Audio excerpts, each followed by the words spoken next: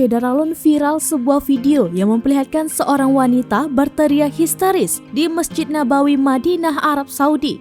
Rekaman video tersebut diunggah oleh akun TikTok @audifauzi pada Senin 30 Mei 2022.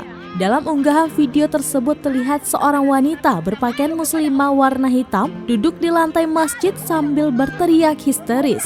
Diduga wanita tersebut sedang bermunajat kepada Allah sambil mengatakan malu kepada Allah dan Rasulullah. Akibat dari kejadian tersebut, petugas masjid sempat menghampiri sang wanita dari dekat. Sementara tampak seorang pria yang diduga suami dari wanita itu berdiri di sampingnya. Aksi wanita itu mengundang perhatian dari para jamaah di Masjid Nabawi. Beragam komentar pun diberikan oleh warganet.